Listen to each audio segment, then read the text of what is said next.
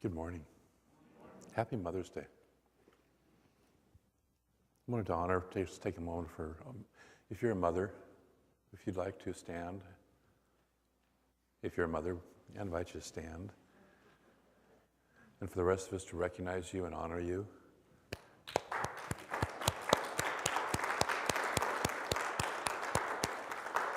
And if you'll remain standing for just a moment, and with those of you who have had a mother, if you would stand, please.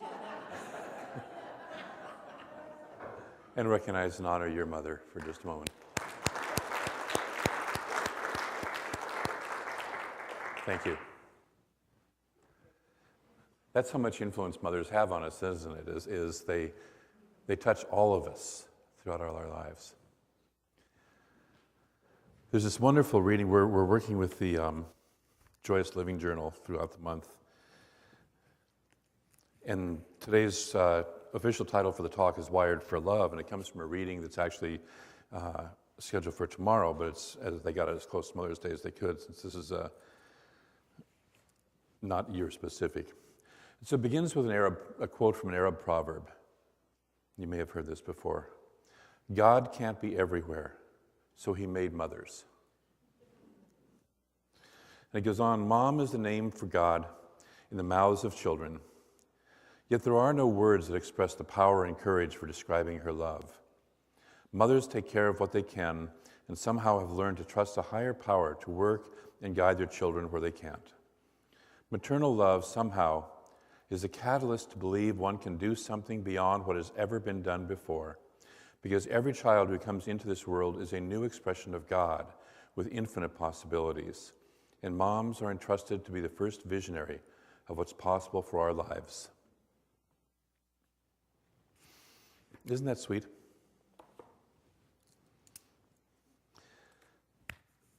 But we're not going to talk about that today. Because my talk title for this morning is entitled, Moms, the Good, the Bad, and the Ugly.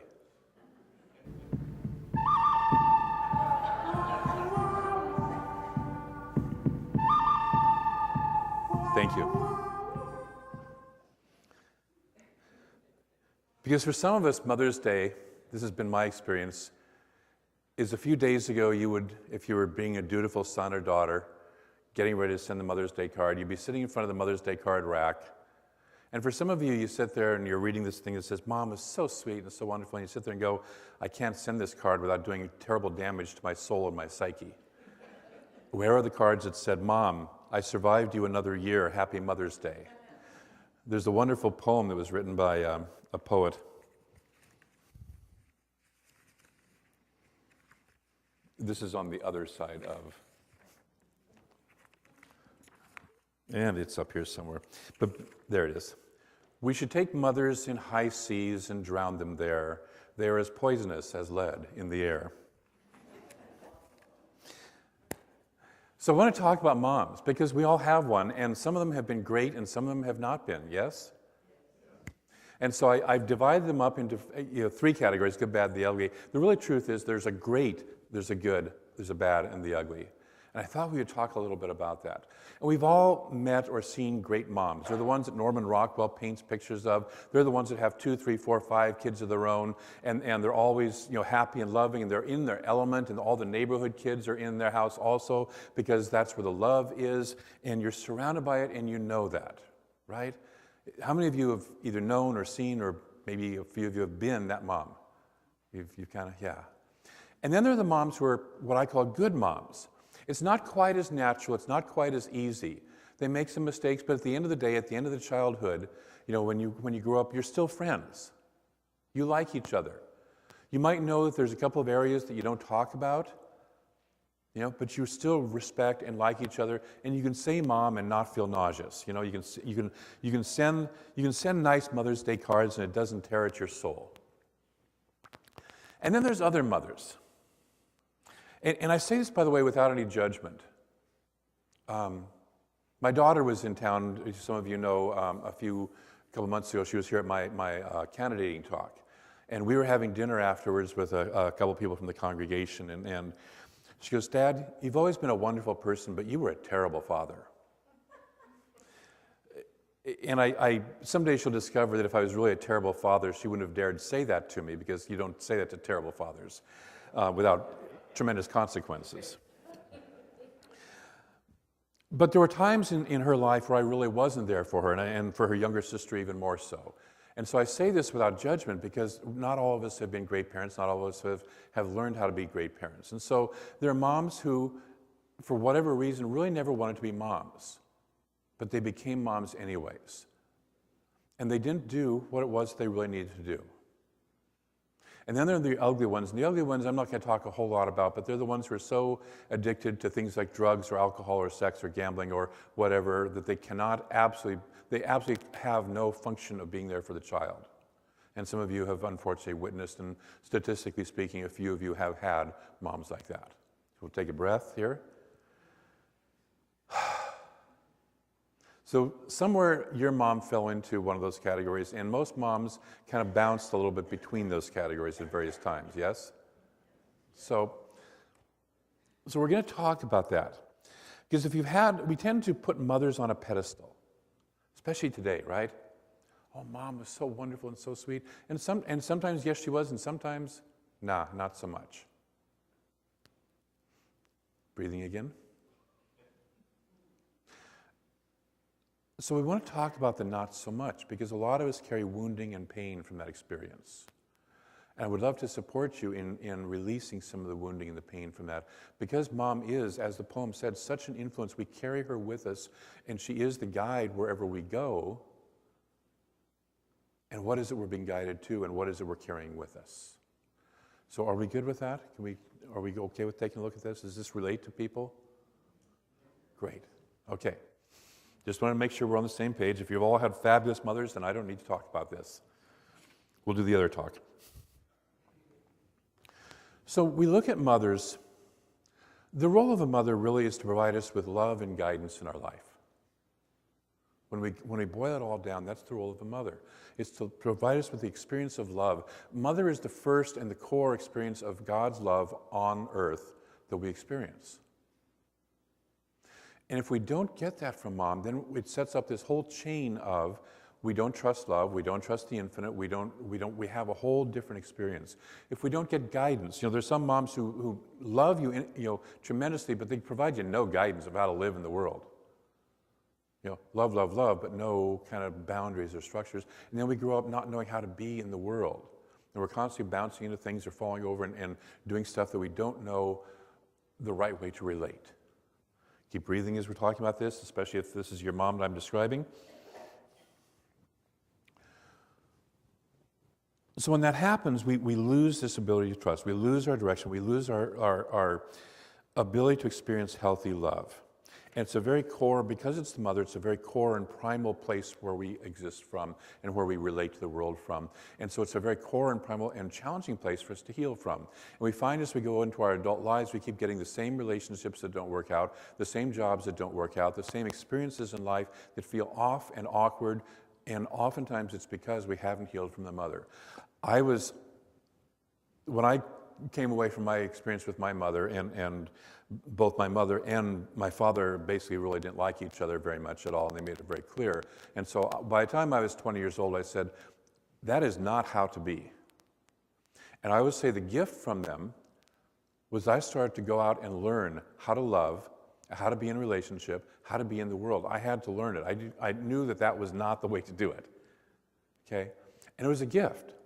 Some of us have grown up in dysfunctional families where they're just a little dysfunctional, and we think that's the way everything normally is. And so we never bother to do the hard work of saying, I want to up-level that some more. But I know that you're sitting in this church, and so you are here because you want to up-level your life some more.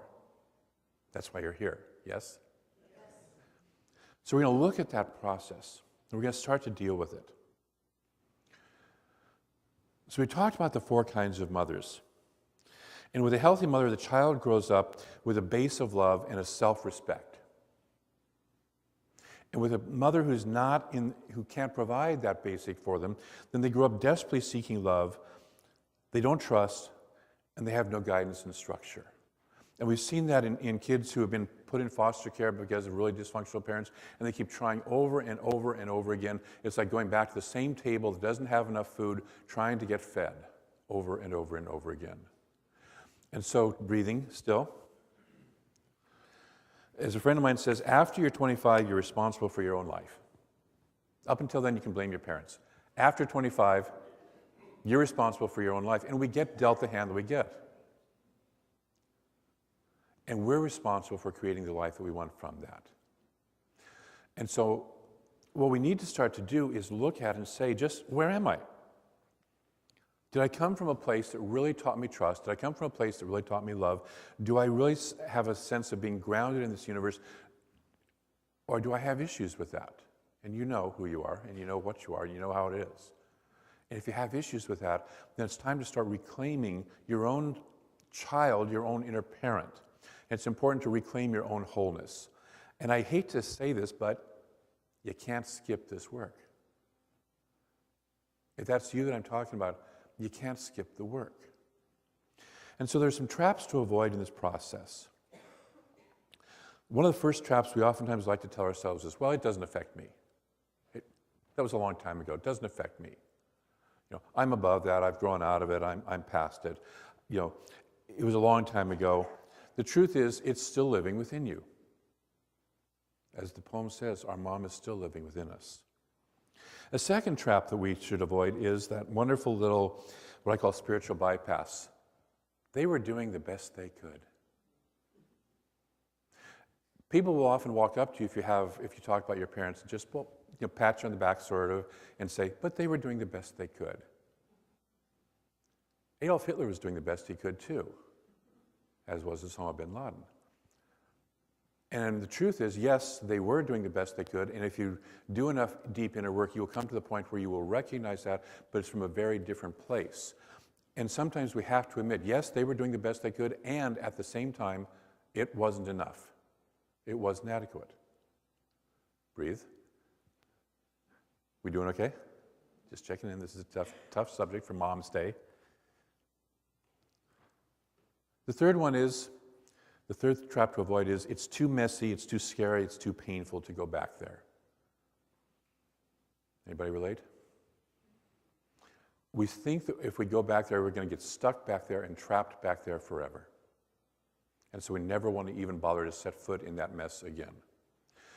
And the truth is that as we start to go back with a good guide, with a good counselor, practitioner, therapist, a good guide to walk us through that, somebody who knows what it's like to go through that process and somebody who knows what it's like to go through and to the other side of the process, we can be guided through. And when we're through it, we'll experience a new freedom, a new trust, a new ability to experience and express love that is greater and deeper than we ever have before. We remother ourselves. We refather ourselves. We build in the places that were left not filled in when we grow up, without any blame, shame, or guilt about our mothers or our fathers.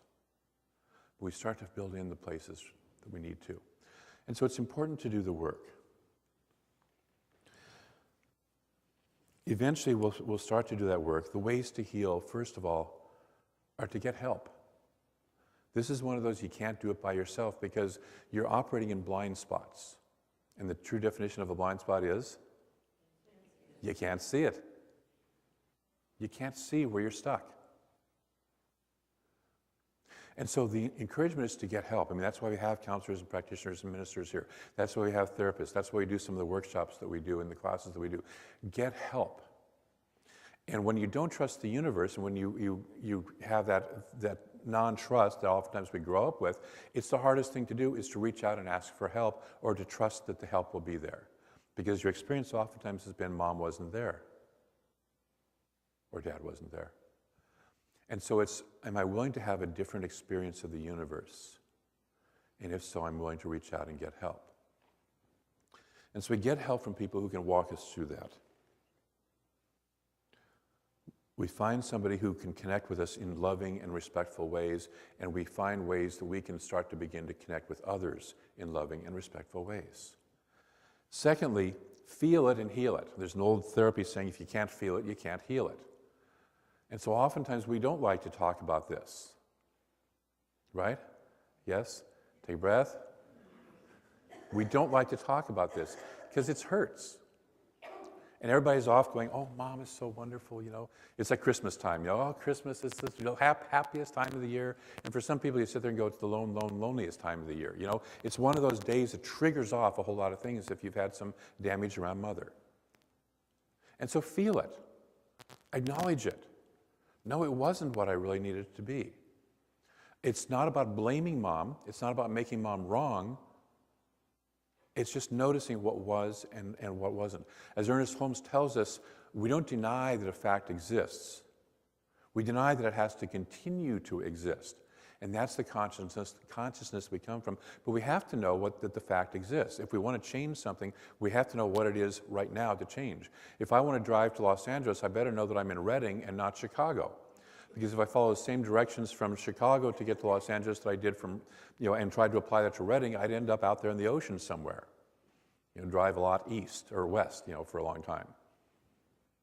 So you have to know where you are. You have to know what's going on. You have to clean the messy closet or basement. And sometimes it's really scary. We all have those. Sometimes it's just a junk drawer, right? Sometimes it's the whole basement or the whole attic or the garage or whatever that's messy. Anybody besides me? Yeah. And you avoid it, and you avoid it, and you put it off for a long time, and finally one day you say, I got to do it. I just got to do it. And usually, you open the door, and it's like, oh my God, I don't want to face all that stuff. And the first thing that happens usually is things get messier because you have to pull the stuff out to make it messy. But eventually, if you keep working through it, you end up with a cleaned, organized closet, basement, attic, life. You feel lighter, you feel better, you feel healthier, you feel more whole, and you get rid of the junk that you don't want to have. As a friend of mine says, yes, we walk through the valley of the shadow of death, but we walk through the valley of the shadow of death. We don't set up a camp, and we certainly don't set up a 4-star resort hotel. Okay? And so we start to walk through this energy, but it takes us being willing to feel it and heal it. And then the third thing that really helped me to realize is when I started to step back and realize that God was my real father and mother. Yes, these two people showed up on the planet to be expressions of it, and for whatever their reasons, they weren't real good at it. They weren't very skilled at it. But God was always my father and mother. We're never abandoned by God. We're never betrayed by God. We're never not loved by God. Now, as little kids, we might not know how to access that infinite love. And that's okay. Today, we have better methods. We have tools, and we have support for accessing the love of God. It's one of the things that I every once in a while have to remind myself, I am immersed in the love of God. I am immersed in the love of God. When I have times when I feel lonely and disconnected, that's my mantra. I am immersed in the love of God. And so we start to reparent ourselves. We start to remember where our real source is. And just because we had a couple of human beings who didn't know exactly how to channel that source in a really clear way, doesn't mean the source isn't still there, and we can't continue to connect with and deepen our relationship with the source. God is my father. God is my mother. Breathe that in. Notice what that feels like in your body. Remember that you are a divine being, and you are always totally loved. No matter what your mother and father may have said or not said, you're a divine being and you're totally loved. And again, they may not have known how to tell you that in a skilled way. They may have had their own issues. You are still a divine being, totally loved. Keep breathing.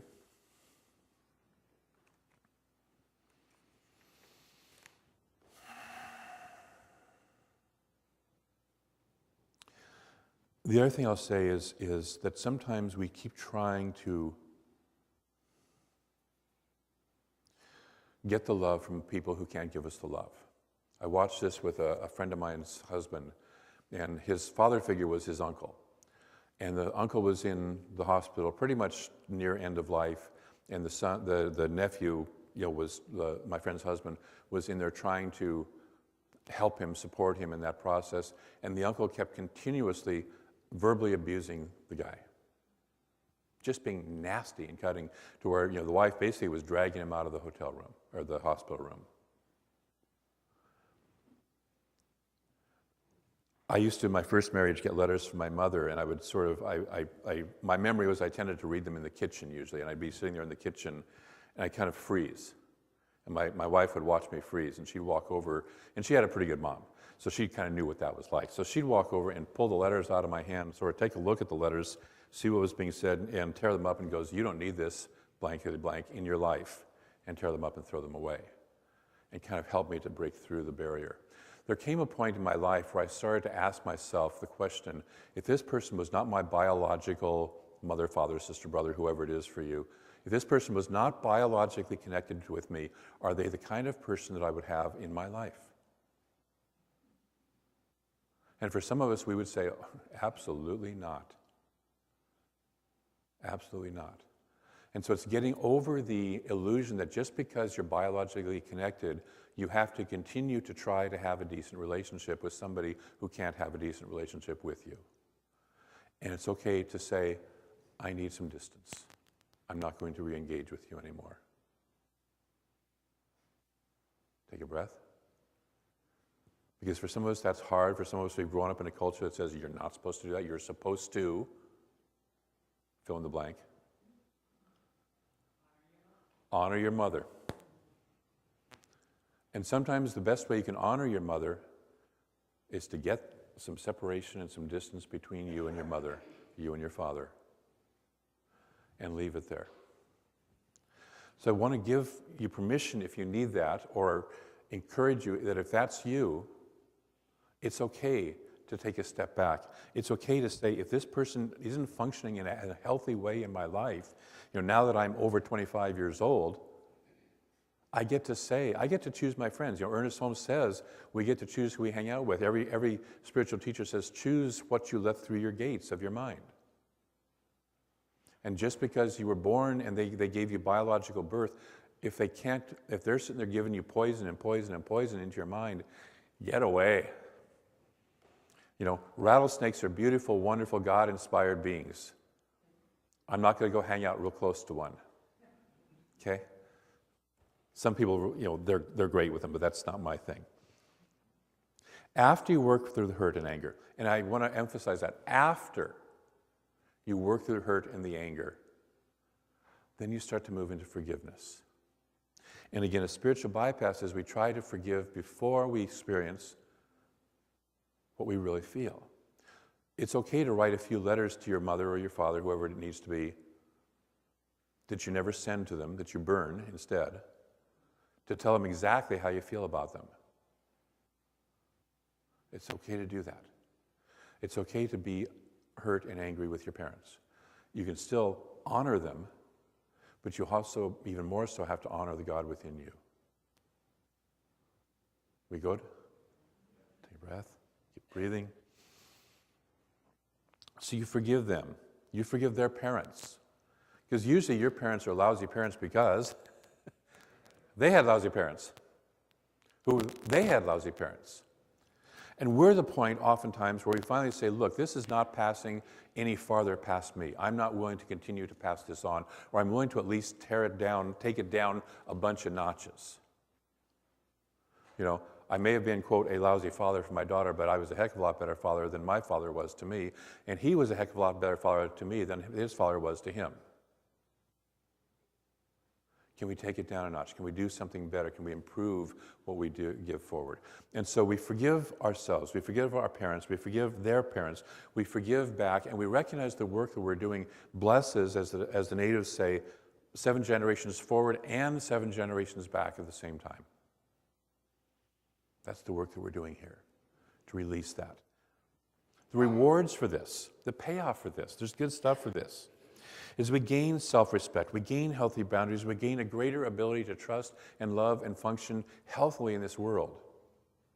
As Reverend Sue talked about during the announcements about Seva, and Kim Kaiser talked about, Reverend Kim talked about yesterday in the class, we are here to be sparks for one another. We're here to honor the God within each other. And if we don't have love, and if we don't have trust, and if we don't have healthy boundaries, and if we haven't had that grounding, it's really hard to do that, because if I don't trust you, it's really hard for me to honor you or get into a trusting relationship with you.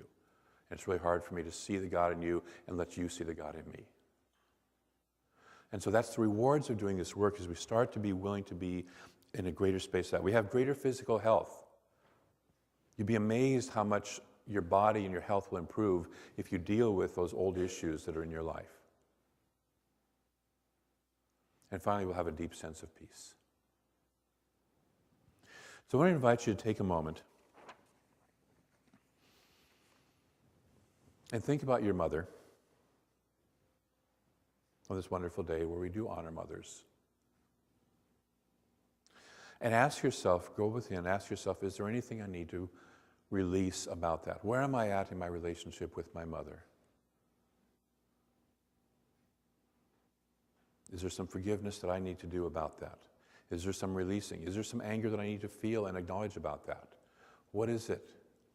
And where is it that I'm in a relationship with that? What is it that needs to be cleared up so that I can have a clearer relationship?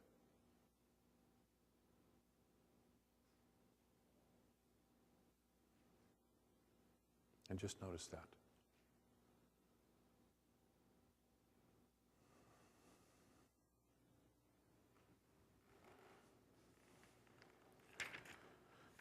My mother died a few years ago, about 4.5 years ago. And by the time she died, I was at peace with that relationship. I'd done a lot of work, and I was at peace with that relationship. It was weird, because I can remember when I found out that she had passed away, I didn't feel anything. I just felt neutral. Now, if you knew me 15 years ago, I would have, on the day she died, bought a bottle of expensive champagne, thrown a party, and had Ding Dong, the Witch is Dead song playing somewhere in the background, okay? But I was through that period. I was through that, and I was at peace with her. And I was trying to feel. I was like, I'm trying to have some feelings here, but it's like, it was just a very neutral, peaceful place. It's just, she's passed. I'm neither happy nor sad. I felt complete in the relationship that I had with her. I knew it wasn't going to get any better than it did between the two of us as we were in this particular physical body, in this particular physical time. But I was no longer angry, and I was no longer hurt, and it was a peaceful place to be. The last part of this, I'm going to cry. I'm just going to tell you right now, I'm going to cry when I talk about this next part. I think I've shared it with you guys a little bit, and I always cry when I share this story. So that was, she died September 11th, 4.5 years ago. Almost a full year later, I was at Asilomar for my ministerial panels. And about an hour before my ministerial panel, and I should mention, by the way, my mother, I think, was always praying for me to come back to the Catholic Church all through her life till the day she died. So she was not real keen into my Zen Buddhism or my Taoism or my religious science or any of that other stuff, okay? And here I am becoming a minister. Right about an hour before my panel, my now ex-wife, but at the time wife, and her mother had a interchange with me that wasn't real supportive, and we'll just leave it at that. It wasn't real supportive. It left me in a very unhappy and sad place about that process. So I got away from them. I took a walk down by the beach and got myself back and centered, and then showed up for where they were meeting for the panels. And what you do before a panel is normally there's a little prayer circle that they pray the people who are about to go paneling into that prayer, in the prayer circle, pray them up to get them ready to go and get them good and grounded and centered. So I was in that prayer circle, and the dean of our campus was doing the prayer, and there was like 5 of us in this prayer circle. And I suddenly felt this presence walk in to the prayer circle. It was my mother. I shouldn't do this, should I? But anyway. And she blessed me. It was like a walk-in blessing. And it was also kind of a conversation of, your wife and her mom have had something to say. Now I've got something to say. And it was, you are good enough. I'm here, I've got your back. It's all that stuff that you want your mom to be. And she was free of that personality, of the human personality. It was in a whole different atmosphere. It was a whole different existence. And it helped me to see how temporary the dances that we do with each other are here, and how we really are beautifully in love with each other here. On the cosmos, on the deeper level, when we put all that stuff aside, there's something more. And as we do our healing work about our mothers and our fathers and our families, we begin to see the God in them. We begin to see the God in ourselves. We begin to see the God in each other so much more freely. And so the title, again, that came out of this is Wired for Love, and it's about mothers being wired for love. And I want to slightly disagree with that title, because the truth to me is that mothers are not ultimately wired for love. They are love. They are the embodiment of love. Reverend Kim yesterday was talking about that in Hebrew tradition, the men study the Torah. The men study the sacred teachings. And they view the women as not having to because they already embody them.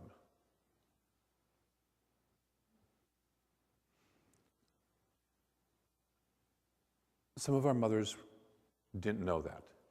Some of us as mothers don't know that, and fathers don't know that. And yet the truth is, you are the embodiment, and the mother within you, and there's a mother within all of us that is the embodiment of that infinite love. And so I encourage you to do whatever you need to do to tap into that truth and that mother and that guide within you, because it is there. So taking a breath, let us move into prayer.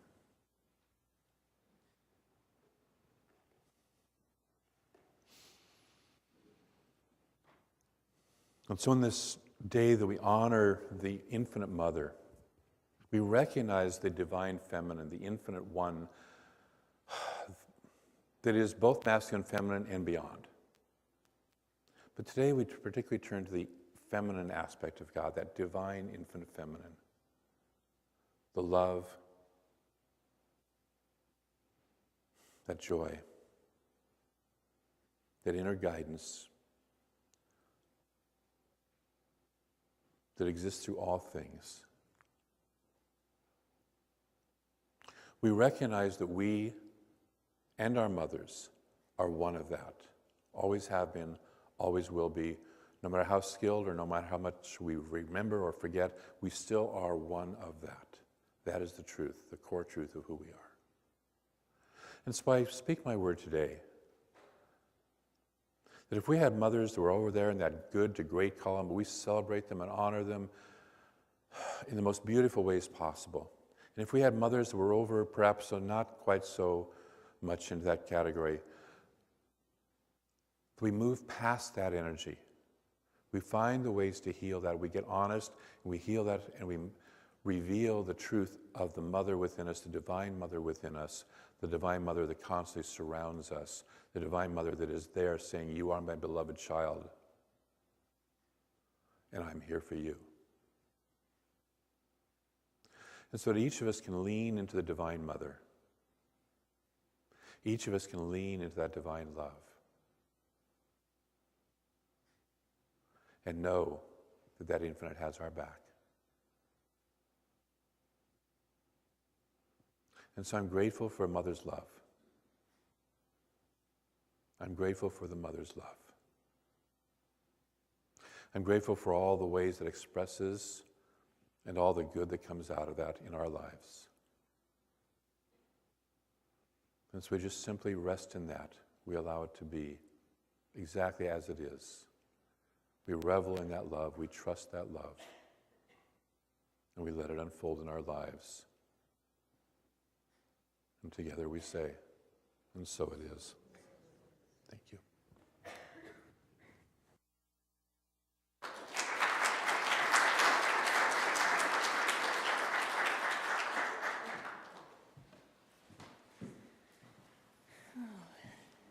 Thank you, Reverend David.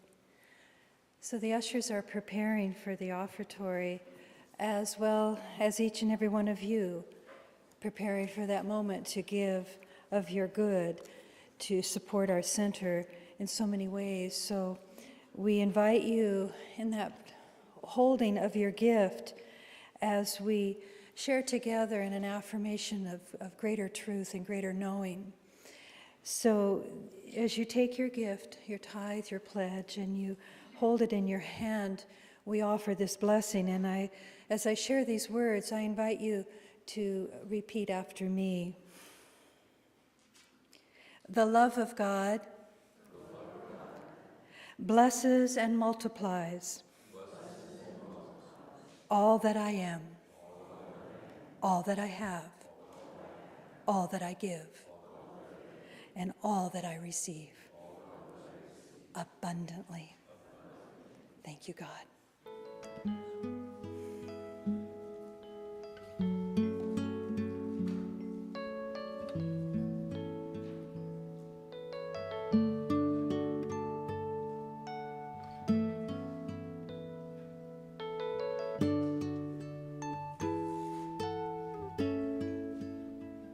I am so blessed. I am so blessed. I am so grateful for all that I have. I am so blessed. I am so blessed.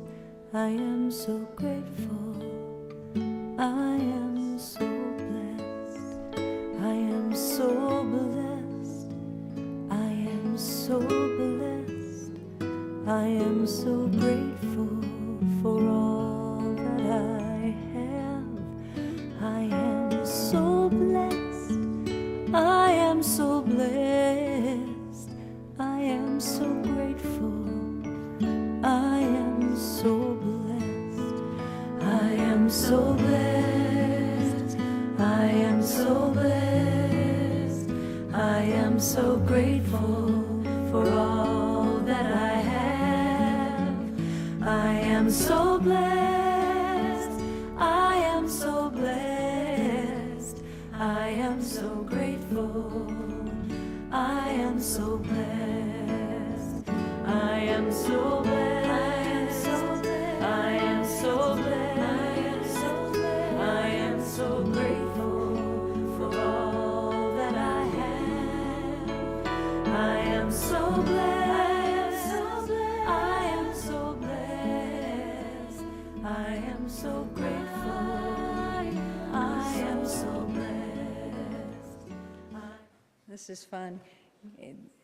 We've got the twins and the husbands. Things are multiplying.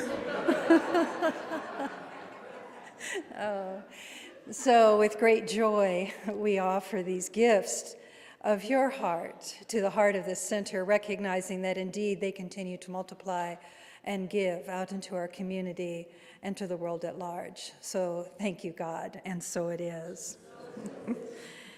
So I appreciate your talk so much, Reverend David. You know, I spoke to my mom yesterday, and I had a good mom, and I wrote in her card a lot of my sentiment, but we've always been where we don't give gifts, and I've trained my kids not to do that at these holiday things. But Charlie is so moved. He loves my mom, and he sent her a bouquet of flowers, and it surprised her. And so she called yesterday in gratitude for that. She goes, you know, your words you say, I just don't feel like I was that kind of mother. And I said, well, you were, you know, take it in, take it in. I said, doesn't take away that you're not grouchy and crabby, but you were a good mom, you know. So I appreciate that. I was reflecting on that. So enjoy this day. Reverend Mary and I are here to serve you, to give prayer support to whatever you need in your life. And the music that we play now just blesses your day. And please enjoy the gift bookstore and just have a fabulous day celebrating the Divine Mother. And so it is. In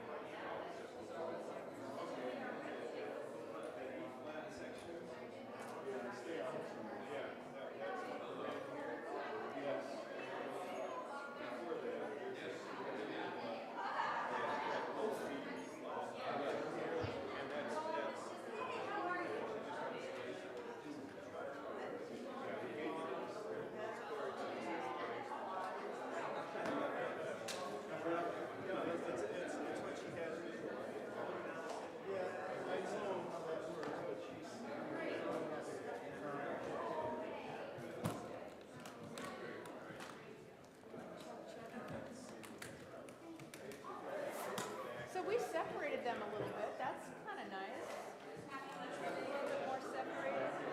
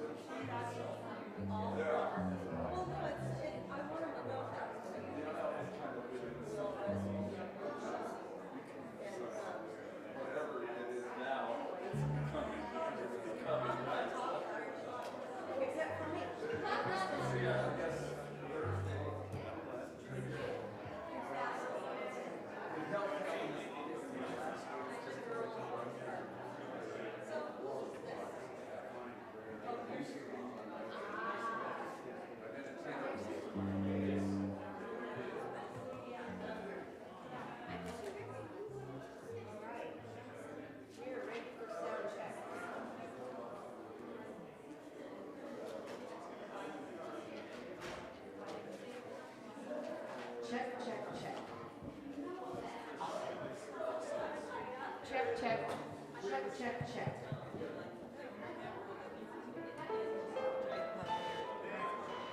Check, check. Check, check.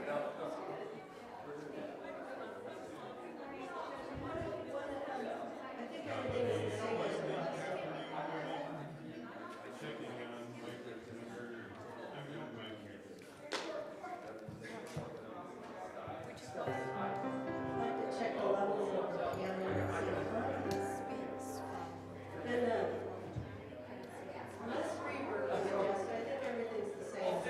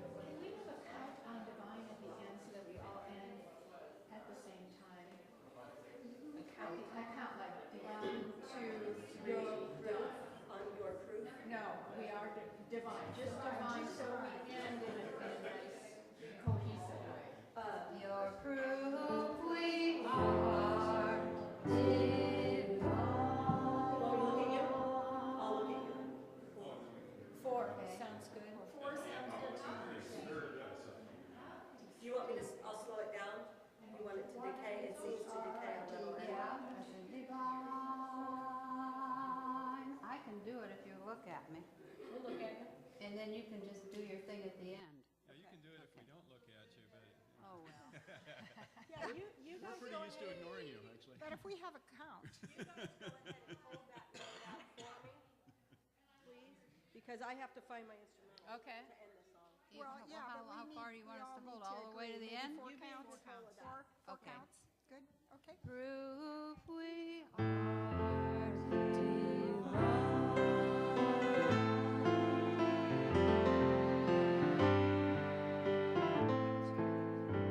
whatever. I don't know. I saw her hand, I didn't have. We'll just, Let's start you'll from intuit I it Am and we'll Divine. watch you and do it. Let's start with the first I Am Divine. Okay.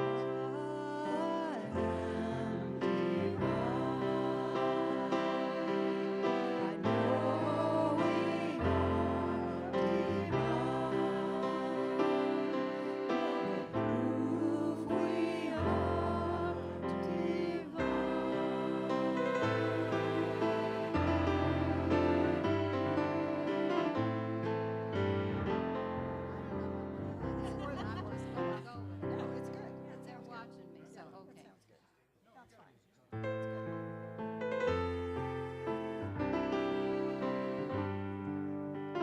That's what I'm supposed to do. Okay, that'll work.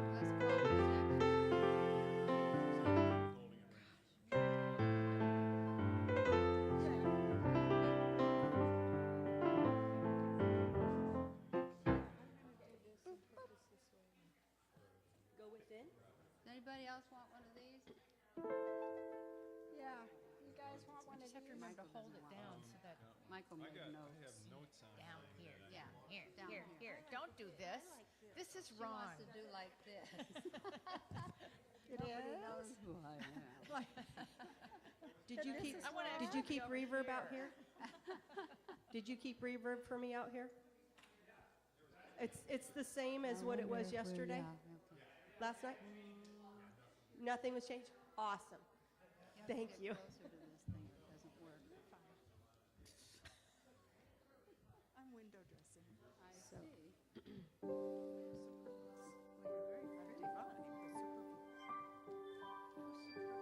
Woe to the light that is there within. Woe to the heart that light fills. That's fine, Kristen. Find the place where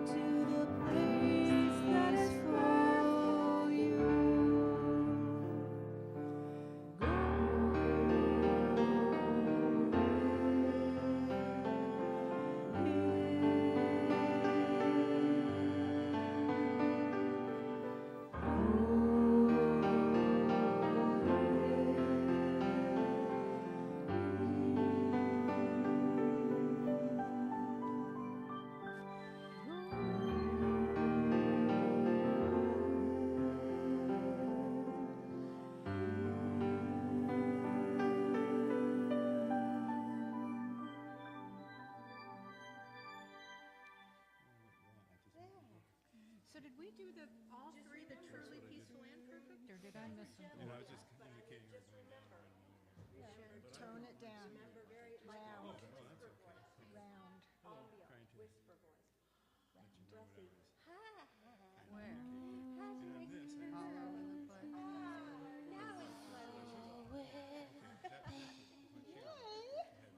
Hi, sweetheart. How are you? This is my daughter. So good to see you. I've never met her. Get more hands again. Oh, this is Kristen. Hi. I've heard a lot. I've heard a lot about you. Too nice to finally meet you, sweetie. I'm so glad you're here. Yeah, and provide. It's not too low. Oh, it's Mother's Day. You kind of have to. I didn't have to. Cheers. You know, I'm not sure what to do with this. I need the references, you know, the notes and help me think about where I'm going. Yes. Even though I'm going to move this so you can put it out there. No, maybe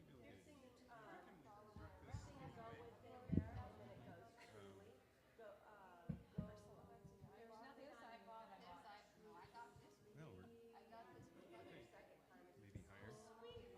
I just need to make sure the mic's not in my way. Yeah. Good enough. We could split the difference there. Over invisible wings. Okay. Coming at it. We're working on logistics. Done? We're done. Sounded.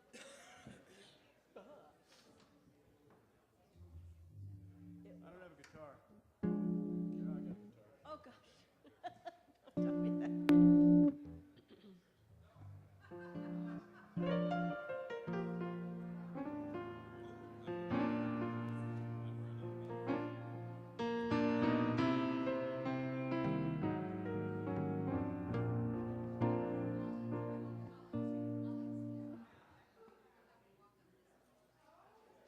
I think so.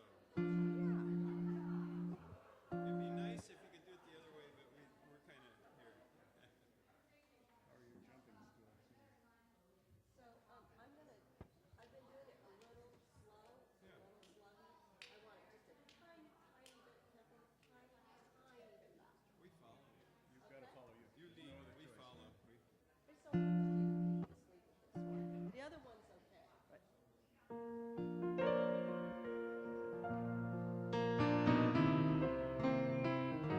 Then you. Cherry cake. Some people bring the stars when they walk into a room. They wear a smile in their heart like the sky holds the moon. And some people bless the world just by being.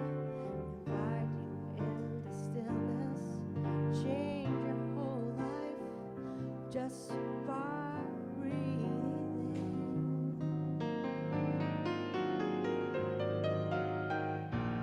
Thanks to those with invisible wings, keeper of hope, believers in dreams.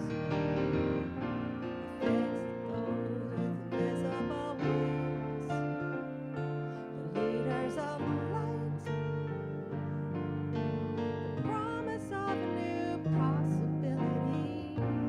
Thanks to those with invisible wings for following your heart and standing up for all the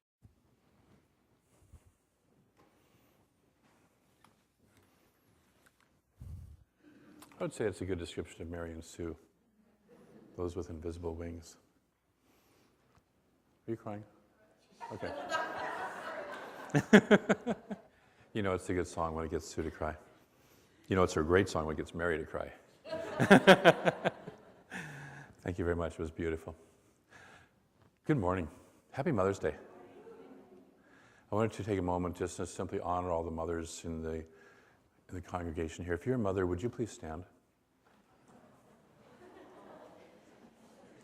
Let's just, yeah.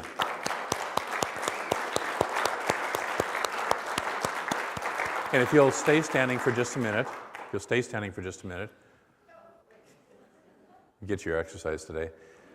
If you had a mother, would you also stand? If you had a mother, will you also stand? And honor your mother. Thank you. If you had a difficult mother like I did, you'll want to get the first service talk. I'm not going to do that one again, but you'll want to get the first service talk. We talked about the good, the bad, and the ugly as far as mothers were concerned. We even had the little Clint Eastwood theme from the movie. But we're not going to do that again. We're going to talk about the divine feminine this time and honoring the divine feminine. Because today, motherhood is an aspect, but not the only aspect of the divine feminine. And we as a culture were often raised on a male God. God the Father. Yeah, Daddy God. And there's also a God the Mother.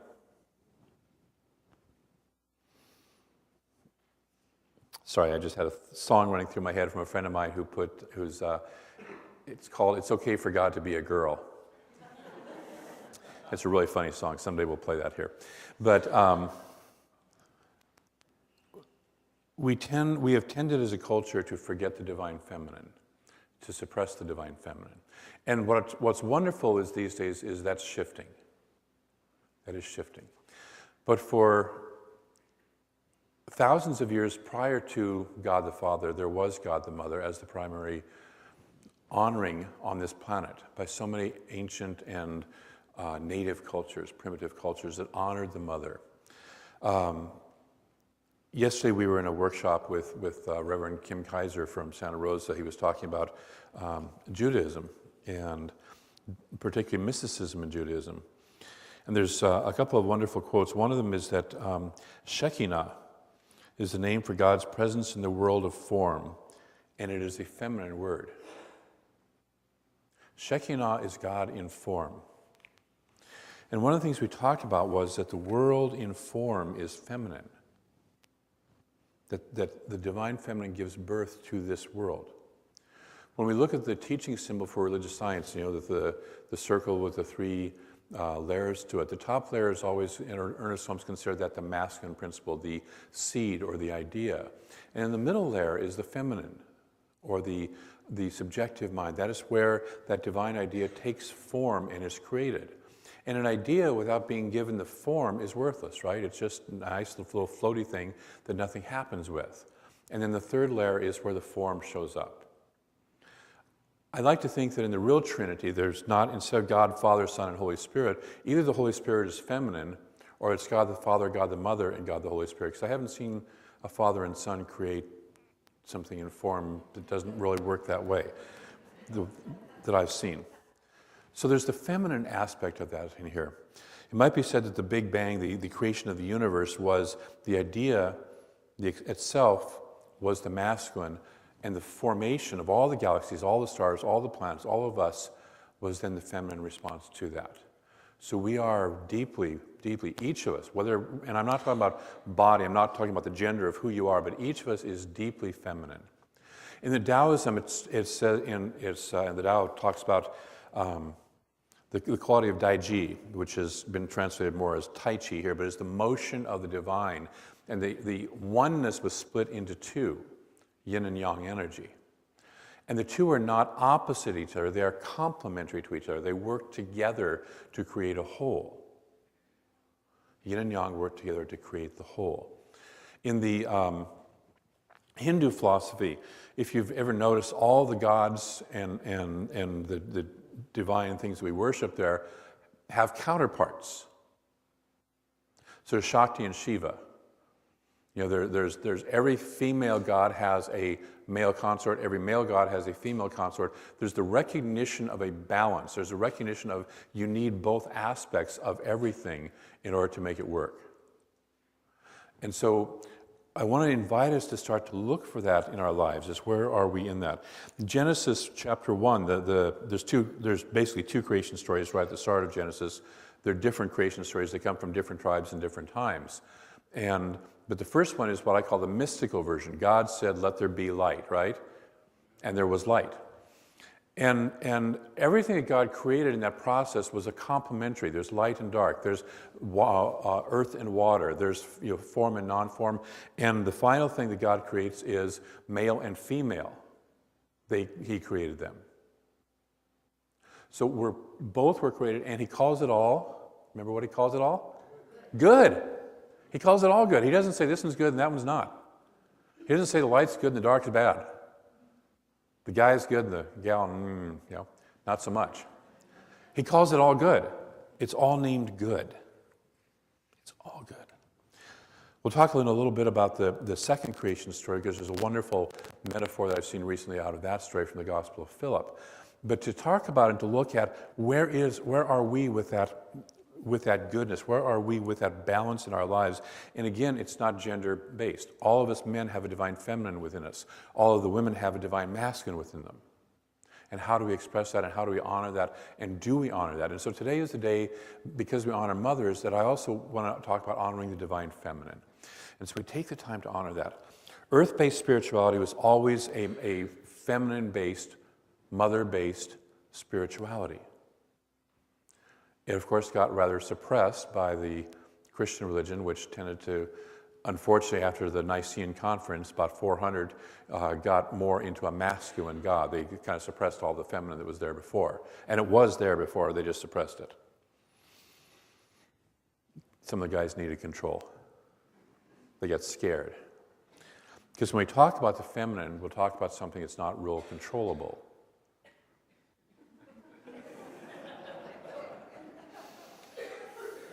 There's all these things that women are a mystery to me, from guys, and half the women I know say, yeah, they're a mystery to me too, so it's kind of, it's that, but it is that divine, mysterious quality. So earth-based spirituality focused on the sacred interconnectedness. Earth-based spirituality focuses on our interconnectedness rather than our separateness. It focuses on our feeling and our intuition, which has been the theme for this month, rather than the order and the thinking process, which is the divine masculine.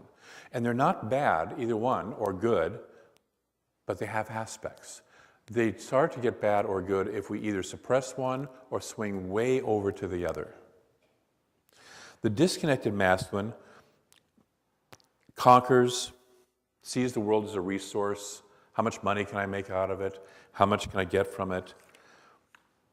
Instead of seeing the world as an interconnected whole and a balance. And native cultures tended to work with a balanced energy, seeing the interconnection. The divine feminine really sees the interconnection. So when we disconnect from the goddess, we disconnect from ourselves. There's a quote I'd like to read about that goddess. It's actually in your book, in your program, because, it was in your program, if you want to follow along. And it's a challenging reading. It may challenge some ideas that you have. The goddess is not omnipotent. The cosmos is interesting rather than perfect. And everything is not part of some greater plan, nor is all necessarily under control. Take a breath. Understanding this keeps us humble, able to admit that we cannot know or control or define everything. The goddess is not just a light, happy maiden or a nurturing mother. She is death as well as birth, dark as well as light, rage as well as compassion. And if we shy away from her fiercer embrace, we undercut both her own power and our own growth.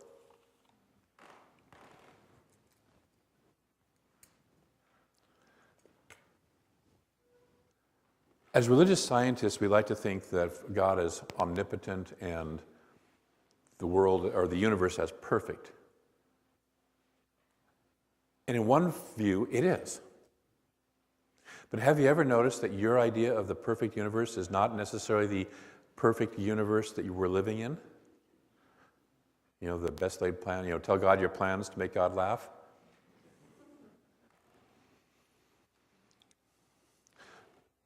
This is from a philosophy or from a point of view of the earth. Again, the earth-based goddess philosophy. The goddess is not omnipotent because she doesn't need to be. She doesn't need to control everything. She opens up to the flow of a universe. This is what we've talked about the last couple of Sundays when we've talked about quantum thinking, when we've talked about being open to having a world, a universe that is not perfectly in order, not planned, not where I know tomorrow what's going to happen exactly, but where we start to live in the unknown. We start to flow with that. This is the goddess as water. And if you notice, most of us aren't able to stand solidly on water. Even Jesus had to walk.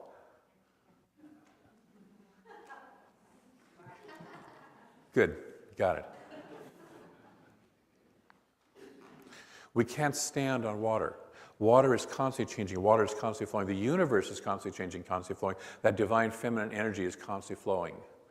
The masculine energy likes order. It likes stability. It's the earth. Let's have something solid and grounded. It's Newtonian physics. Let's have it predictable. And by the way, that's a really good thing too sometimes, right? Most of us like a lot of that in our world. But we have to open to the possibility and to the reality that there is this, at the same time as there is this going on, there's also this flow going on, and can we also coexist with that flow? And most of us try, especially in the Western mind, to corral that flow, to, dam up the flow. That's why we have dams all over the rivers, to use it for something, to make a resource out of it, to do something with it, to take control of it, rather than to just let it be. Which says, I don't trust life and I don't trust God. Take a breath.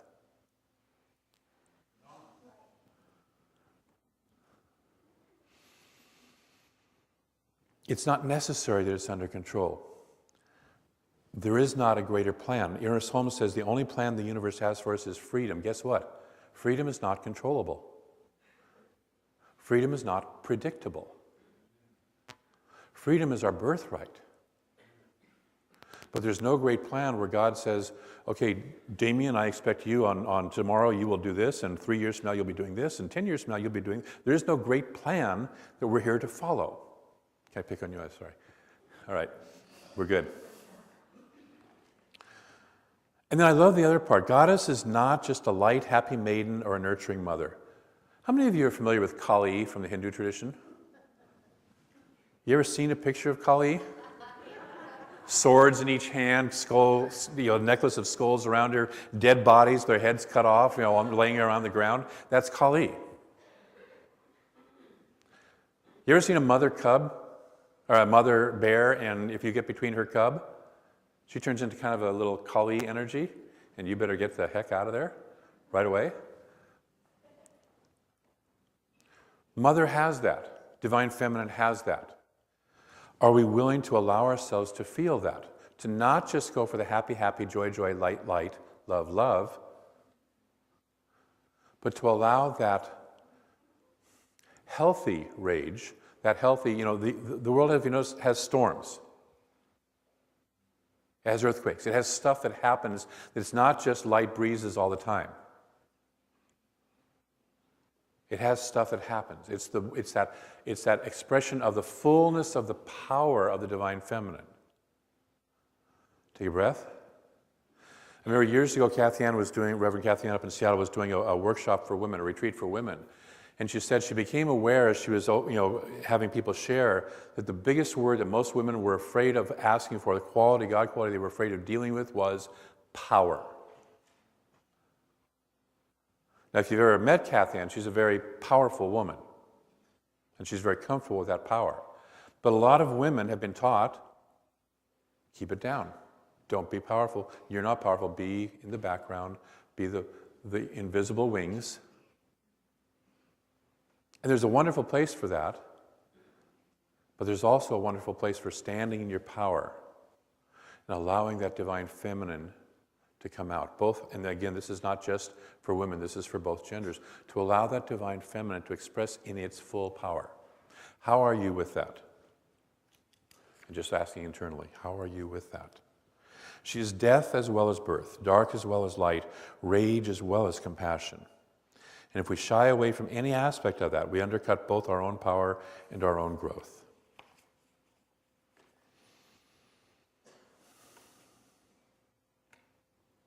The Divine Feminine is the fertility that we celebrated a few weeks ago on Easter with the goddess Ishtar and Astra, the Divine Feminine.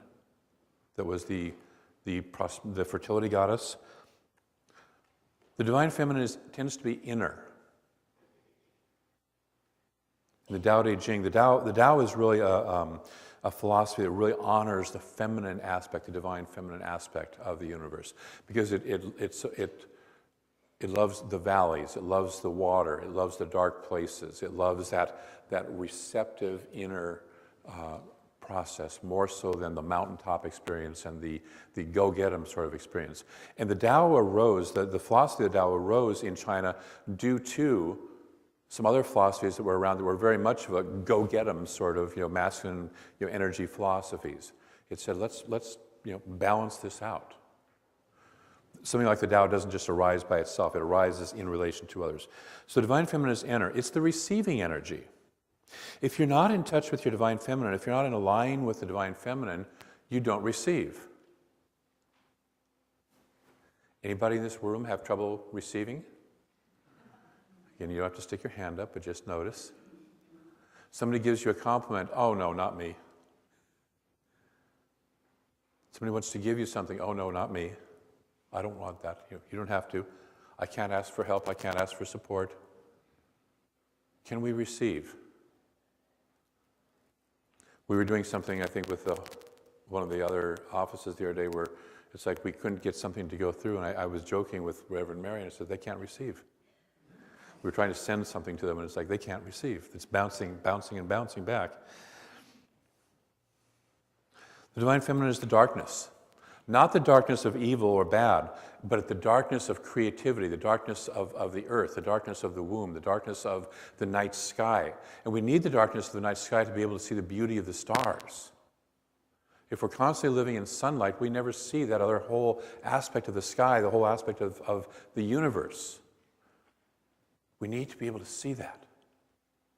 The feminine is that which allows us to see more deeply into ourselves. You can't have a telescope aimed at the stars if it's blasted away by the sun. It won't see. And so in order to see deeply into the universe, we have to be in alignment with our Divine Feminine.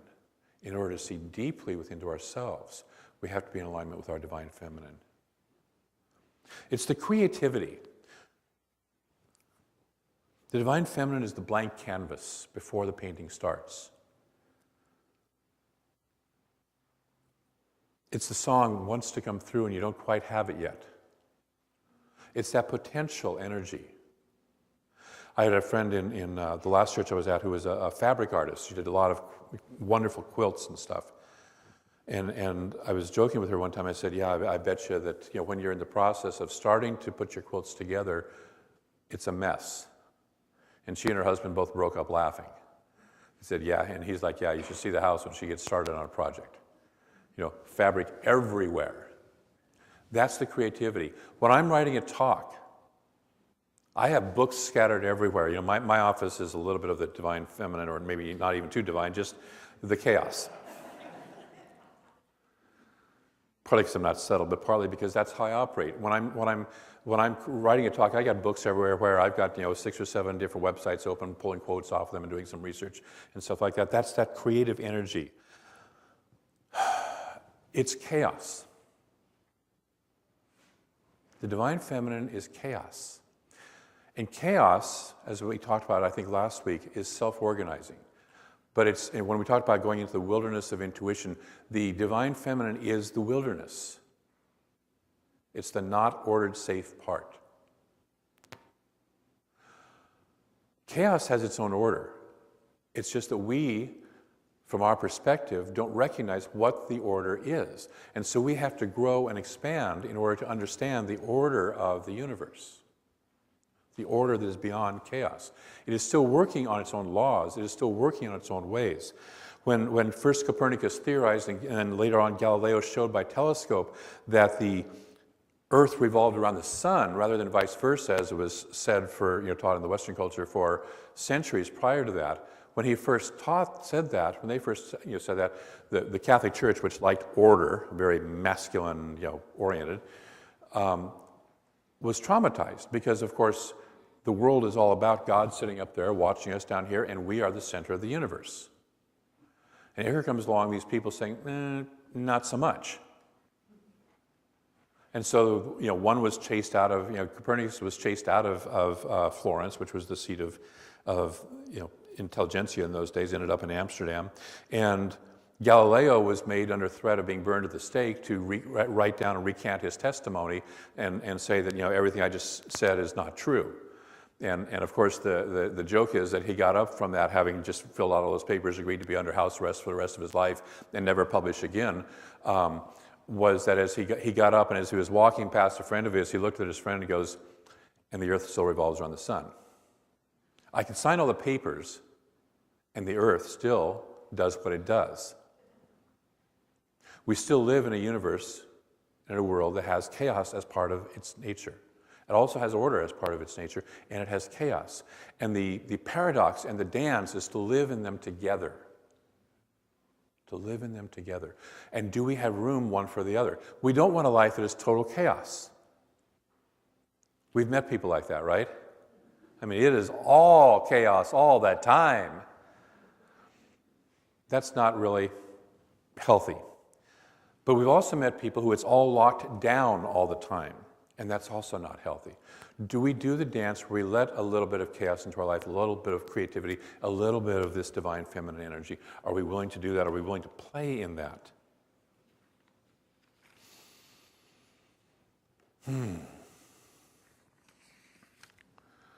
My friend Rabbi Ted Falcon says many of humanity's greatest teachers retreated to the wilderness to reconnect with a deeper source of being. That inner space is always present, yet most often eclipsed by the energies of our bustling, just as the light of the sun hides the vastness of space and stars around us each day. Do you take time to get still? Because it is in that stillness, that water energy, again, that we experience the divine feminine, that we experience and listen to our intuition, and that we experience the divine most clearly. If we're bustling, if we're busy, if we're constantly in that male energy, we don't listen to that. So we get in touch with the divine feminine to tap into our wisdom, to tap into the greater wisdom. If we're stuck in a situation and we've done all we can to work on it, it's time to stop. I have a friend who just sent me an email saying, I'm praying and praying and praying. I'm trying to get this result. I'm trying to get this result. I'm trying to get this result. I'm trying to make it happen. And it's like, stop. Stop trying to make it happen. Step back and ask, what is it that's supposed to happen here? What is it that I'm resisting? What is it that I'm pushing back on? What is the divine that wants to come through me? Take a breath with that. What is the divine that wants to come through me? I'm telling that person to take the breath, but you can also take a breath. The divine feminine is where we tap into our inner wisdom. It's where we become aware of our connectedness both with life itself and with each other. Rabbi Ted again, not Rabbi Ted, Kim Kaiser again yesterday, Rabbi Kim, as he was doing Judaic mysticism, was talking about that the divine connection is really between each of us. We do so much work on our souls and think it's all about me and I've got to get myself together, when really it's about how can I connect with you? How can we connect with each other? Can I see the God in you and let the God within me be seen? That's the vulnerability of the divine feminine. Can I connect? Am I willing to connect? It's a softer, gentler energy. Are we willing to connect with the Mother Earth? Are we willing to spend time? I find when I get into that, when I'm in nature. This last week I spent a couple hours up at Bernie Falls, beautiful place. And just spent some time just sitting in nature, just appreciating it, not trying to hike as fast as I could through the whole thing and see it all, but you just simply sit and be and listen to the trees and watch the bugs crawl across and just the whole being with it. Being with it. That being is the divine, feminine. We tend to forget that we're human beings and keep thinking we're human doings. Do we take the time to be in that? Do we take the time to connect to the earth? The Gospel of Philip, which was what's called a non-canonical gospel, in other words, it didn't get officially stamped with approval, but was found in the Dead Sea Scrolls, has a wonderful line in it that takes the second creation story from Genesis, the Adam and Eve story. And it says that before there was separation, when Eve was within Adam, there was harmony and no death. When Eve was separated from Adam, death and disharmony was the result. When Eve re-enters Adam and Adam receives Eve back in, we will once again be in harmony and no death. And it's an interesting way to think of that. Because Eve, the divine feminine, re-entering Adam, Eve, the divine feminine, entering. Entering is a masculine process. It's a reaching out, it's a doing something, it's a directing. And the Adamic consciousness, the Adam consciousness, has to receive, has to be open and willing to receive, which is the feminine quality. If you remember the Tao Te Ching symbol, the yin-yang symbol, it has a little element of the white within the dark and a little element of the dark within the white.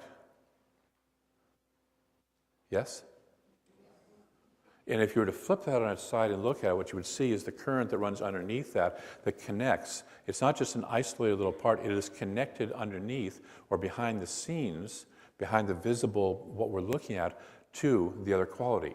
So the lightness is connected to the lightness on what seems like the other side, and the darkness is connected to the darkness on what seems like the other side behind the surface. And it is in a constant state of flow. It is not a locked-in place. That is a constant flow that is going on.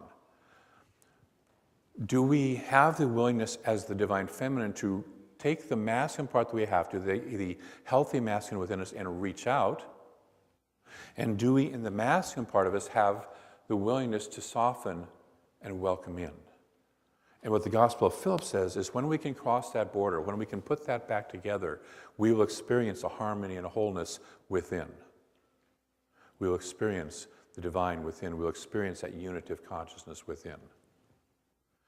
So I invite you this week to start to look at where it is that you can activate that within your life. Where is it that you might want to, if you have not done this, to practice softness, to practice softening, to practice a little vulnerability, to practice receiving, to practice living in chaos and being okay with it, just noticing where it is and being okay with it. Not everything has to be perfect and in order. The kids don't necessarily have to clean up their room just yet. Oops. Take a breath.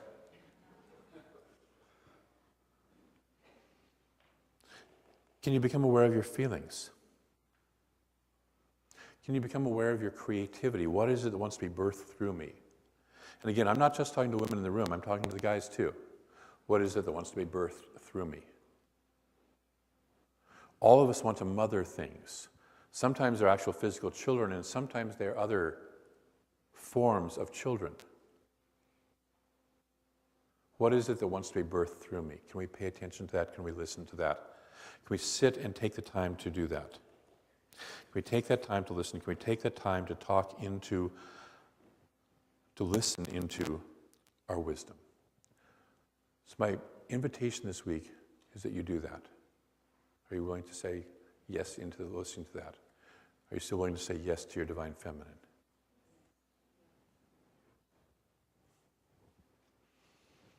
The goddess is not omnipotent. The cosmos is interesting rather than perfect. I love that term, interesting. I'd rather have an interesting life than a perfect life. Of course, then there's the Chinese curse, may you have an interesting life. Do I want to have where I know when I wake up in the morning exactly how my day is going to unfold? Or do I want to leave a little room, a little cushion for something interesting to happen. If I'm locked up with meetings from morning to night and processes from morning till night, there is no room for anything interesting to happen, and there's no room for Spirit to get in. Everything is not part of some greater plan, nor is all necessarily under control. And whose control? Our control. It's not necessarily under control. Understanding this keeps us humble, able to admit that we cannot know or control or define everything. The goddess within us is not just a light, happy maiden or a nurturing mother. She is death as well as birth, dark as well as light, rage as well as compassion. And if we shy away from her fiercer embrace, we undercut both her own power and our own growth. I invite you to embrace the Divine Feminine this week in all of its aspects, in all of its beauty, in all of its power and gentleness and wisdom and creativity. Let us pray. We open into that infinite presence. We recognize it as the Divine Feminine, the Divine Mother God. God, of course, is beyond all gender, and yet today we are going to focus for a moment on that beautiful Divine Feminine aspect.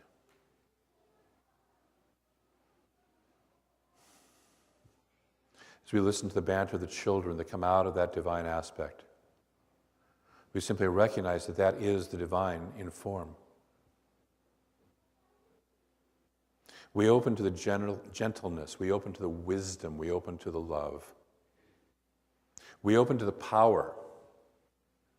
We open to the grace, we open to the creativity, we open to the glory that is the Divine Feminine within us.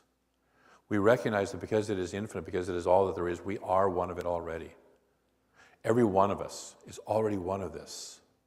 And so I speak my word today that each of us opens this week to a greater extent than ever before to that aspect of ourselves. That we say yes to our creativity, we say yes to our wisdom, we say yes to our intuition, we say yes to that which is the inner wisdom, the innerness of our life. We take time for that. We say yes to there being a little chaos in our lives. We say yes to that love that's within our lives. And out of that yes comes a greater expression of the goddess, comes a greater expression of the gifts of the goddess. Love, compassion, wholeness, connectedness, oneness, beauty, health, and wholeness. We say yes to that. We allow that to manifest in our lives, and I'm so grateful for each person here who says yes. I'm grateful for the manifestation and the good and the blessing that all of this brings to each of us individually and then to the world connected. I'm grateful that we are willing to say yes to the divine in all of its aspects and to recognize it all and to recognize it all as we are, as good. And so we allow that to be, we allow that to unfold. We don't have to make it happen, we let it unfold and let it happen. We do so and acknowledge that by simply saying together, and so it is. Thank you.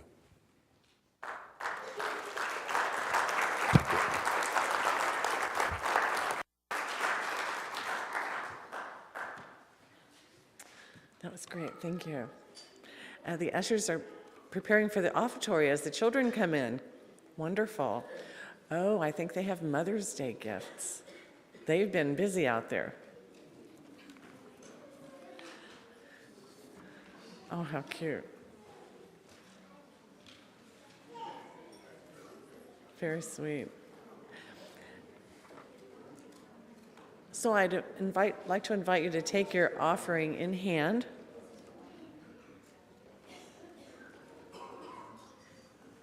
And say after me, the love of God blesses and multiplies all that I am, all that I have, all that I give, and all that I receive abundantly. Thank you. And Holly, we have some beautiful music from Holly.